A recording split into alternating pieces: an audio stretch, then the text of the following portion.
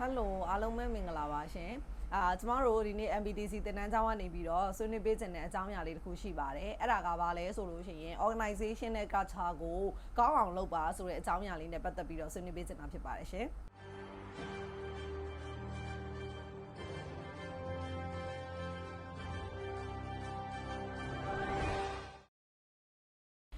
ကျမတို့ဒီ organizational culture လို့ပြောလိုက်တဲ့အခါမှာလုပ်ငန်းတစ်ခုနဲ့တစ်ခု culture တွေမတူကြဘူးပေါ့နော်တချို့လုပ်ငန်းမှာဆိုလို့ရှိရင်အရန်ကိုအလုပ်စ조사တဲ့ဝန်ထမ်းတွေကြီးပဲစုနေတာမျိုးတွေရှိရယ်တချို့လုပ်ငန်းတွေမှာဆိုလို့ရှိရင်လည်းဝန်ထမ်းတွေရဲ့ပုံစံတွေကတပုံစံနဲ့တူညီနေတာမျိုးတွေရှိတယ်တချို့လုပ်ငန်းတွေမှာဆိုရင် organization ရဲ့ culture ကဘယ်လောက်ထိထိရောက်လဲဘယ်လောက်ထိအကျုံးဝင်နေလဲဆိုလို့ရှိရင်အဝတ်စားဝတ်တဲ့ပုံစံတွေတူနေတာအလှပြင်တဲ့ပုံစံတွေတူနေတာနေပုံထိုင်ပုံပြောပုံဆိုပုံတွေတူနေတာဒီလိုပုံစံမျိုးတွေအထိတောင်မှပဲ organization နဲ့ culture ကရှိနေတာကိုတွေ့ရမှာဖြစ်ပါတယ်တချို့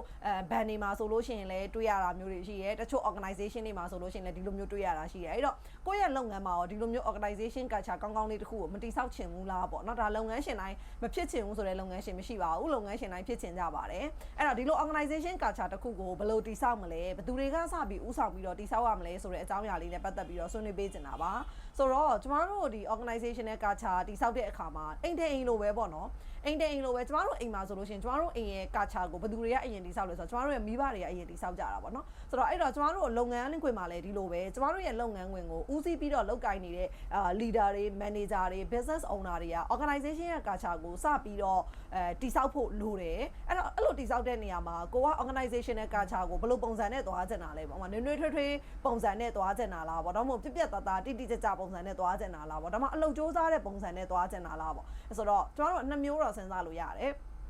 ဆိုတော့ပထမတစ်မျိုးကဘာလဲဆိုတော့ကိုဖြစ်ချင်တာတွေဒုတိယတစ်မျိုးကကြတော့ကိုမဖြစ်ချင်တာတွေအဲ့တော့ organization culture တစ်ခုတည်ဆောက်တဲ့အခါမှာကိုဖြစ်ချင်တာတွေကြီးပဲစဉ်းစားလို့လည်းမရဘူးကိုမဖြစ်ချင်တာတွေပါတွဲပြီးတော့စဉ်းစားဖို့လည်းလိုတယ်ပေါ့နော်ဆိုတော့အဲ့တော့ကျမတို့ကနွေ့နွေ့ထွေးထွေးနေချင်တာဆိုပြီးတော့နွေ့နွေ့ထွေးထွေးနေတဲ့ type ကိုကျမတို့ organization culture တစ်ခုအနေနဲ့သွားလိုက်တော့မှတထေးရစပြီးတော့နင်တို့နေကောင်းလားအရန် view site တာမျိုးဖေးမတာမျိုးစသဖြင့်ပေါ့နော် family type ပုံစံမျိုး organization နဲ့ culture ကိုယူလိုက်တယ်ပေါ့နော်ယူလိုက်တယ်ဒါပေမဲ့မဖြစ်ချင်တာတွေပါလာတယ်မဖြစ်ချင်တာဘာတွေလဲဆိုတော့ဝန်ထမ်းတွေကအဲ့ဒီအပေါ်မှာအရန်ရင်းနှီးလာပြီးတော့စိတ်ဆိုးတာတွေစိတ်ကောက်တာတွေလုပ်ငန်းခွင်ပေါ်မှာမလေးစားတာတွေလုပ်ငန်းခွင်ကသတ်မှတ်ထားတဲ့စီမင်းစည်းကမ်းတွေကိုမလိုက်နာတာတွေဒီလိုမျိုးတွေလည်းဖြစ်လာတတ်တယ်အဲ့တော့ကျမတို့ကနှစ်ခုစဉ်းစားရတယ် organizational culture တစ်ခုတည်ဆောက်တော့မယ်ဆိုရင်ဖြစ်ချင်တာရယ်မဖြစ်ချင်တာရယ်နှစ်ခုစဉ်းစားရတယ်အဲ့တော့ဖြစ်ချင်တာတွေဖြစ်လာဖို့အတွက်လည်းလုပ်ငန်းရှင်တွေ leader တွေ manager တွေက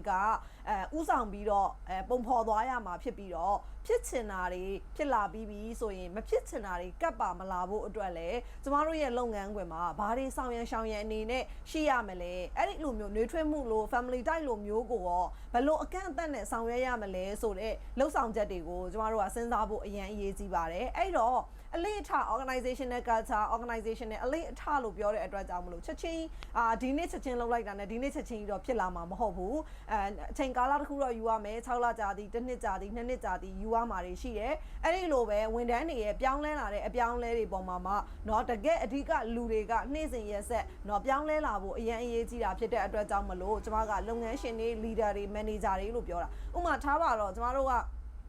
လုပ်ငန်းဝင်မှာတက်ကြွအလုပ်လုပ်စေချင်တယ်ဒါကကျမတို့ဖြစ်ချင်တဲ့ organization နဲ့ကချအဲ့တော့ကျမတို့ organization ကိုလူတွေကကြိတ်လိုက်ပြီးဆိုတော့ဟာသူတို့ရုံးကဝန်ထမ်းတွေကဟာအရန်ကိုတက်ကြွနေတာပဲเนาะဒါမှမဟုတ်ရင်လည်းသူတို့ရုံးကဝန်ထမ်းတွေကဟာအရန်ကိုယိုကျိုးတာပဲသူတို့ရုံးကဝန်ထမ်းတွေကအရန် customer service ကောင်းတာပဲဟာသူတို့ရုံးကသူတွေကအရန်ယဉ်ကျေးတာပဲစသဖြင့်ဒီလိုမျိုးဖြစ်ဖို့အတွက်ကချတစ်ခုလိုသလိုမျိုးနောက်ကချတစ်ခုကကြတော့မဖြစ်ချင်တဲ့ကချပေါ့နော်မဖြစ်ချင်တာကဘာဖြစ်မလဲဆိုတော့ဟာသူတို့ရုံးကလူတွေအရန်တက်ကြွတာပဲဆိုတာကိုကျမတို့ကဖြစ်ချင်တယ်အဲ့ဆိုမဖြစ်ချင်တာကဘာလဲပေါ့မဖြစ်ချင်တာပါလဲဆိုတော့သူတို့ရုံးကလူတွေကအလုပ်လုပ်တော့မယ်ဆိုလို့ရှိရင်စိတ်မပါလက်မပါနဲ့တိတ်ပြီးတော့လုပ်တာပဲဆိုတာမျိုးကျမတို့မဖြစ်ချင်အဲ့တော့ကျမတို့ကညီးတာမျိုးမကြိုက်ဘူးเนาะအလုပ်လုပ်တော့မယ်ဆိုရင်စိတ်ပြက်လက်ပြက်ဖြစ်နေတာမျိုးမကြိုက်ဘူးအလုပ်လုပ်တော့မယ်ဆိုရင်ဟာဒါ pressure တစ်ခုပဲလို့မြင်နေတာမျိုးမကြိုက်ဘူးဆိုလို့ရှိရင်ကျမတို့ရဲ့ leader တွေ manager တွေခေါင်းဆောင်တွေလုပ်ငန်းရှင်တွေကိုယ်တိုင်ကအလုပ်တစ်ခုအဆိုင်ချပေးပြီးဆိုရင်ဟေးတထေးကတော့ချပေးလိုက်ပြန်ပြီလောက်ရအောင်မယ်စိတ်ညစ်ပါတယ်ဆိုတဲ့စကားလုံးမျိုးမပြောနဲ့ကာချာမျိုးဖြစ်ဖို့အရန်ရေးကြည့်တယ်အဲ့တော့ကျမတို့ကတော့ငါတို့ကတော့ဟေးတက်ကြွတဲ့ကာချာကိုလိုချင်တယ်လို့လုပ်ငန်းရှင်ကတော့တွေးတာပဲဒါပေမဲ့လက်အောက်မှာရှိနေတဲ့ manager တွေကိုယ်တိုင်ကအလုပ်တစ်ခုတထေးရချပေးလိုက်ပြီးဆိုရင်ဟာစိတ်ညစ်တယ်ငါတို့လုပ်ရအောင်ပါပဲလို့ဝန်ထမ်းတွေကိုသွားပြောရင်အဲ့ဒီ manager ရဲ့ကာချာကအဲ့ဒီဝန်ထမ်းတွေစီမှာကူးသွားတယ် အဲ့တော့အဲ့ဝန်ထမ်းတွေကလည်းအဲ့ manager ပြောသလိုပဲစိတ်ညစ်တဲ့တတိယလည်းလောက်ခိုင်းပြန်ပြီးဆိုတော့နောက်ပိုင်းကျတော့သူတို့ရဲ့ဒီနှုတ်ကနေပြောလာတဲ့ကာချာတွေထက်လာတဲ့အခါမှာသူတို့ကိုယ်တိုင်ကစိတ်ထဲကနေပြီးတော့ဒီအလုပ်ပေါ်မှာမလုပ်ချင်တော့တာစိတ်မပါတော့တာအလုပ်တစ်ခုချပေးရင်ဒါဟာ pressure ကြီးတစ်ခုလိုမြင်လာတာ challenge တစ်ခုလိုမြင်လာတာမျိုးတွေများလာရင် organization ကာချာပြတ်တတ်ပါတယ်အဲ့ဒါကြောင့်မလို့ကျွန်မကကိုယ့်ရဲ့လုပ်ငန်းမှာ organizational culture စောက်တော့မယ်ဆိုရင်အရေးကြီးဆုံးကတော့လုပ်ငန်းရှင်တွေဝန်ထမ်းleader တွေ manager တွေကအရေးကြီးဆုံးဖြစ်ပြီးတော့ဒီ organizational culture မှာကိုဖြစ်ချင်တာတွေကဘာတွေလဲကိုမဖြစ်ချင်တာတွေကဘာတွေလဲဆိုတာကိုရှင်းရှင်းလင်းလင်းရေးထားပါရေးထားပြီးပြီဆိုရင်အဲ့ဒီလိုမျိုးကိုဖြစ်ချင်တာတွေဖြစ်ဖို့အတွက်နေ့တူကလုံမဲ့အလုပ်တွေကဘာတွေဖြစ်မလဲ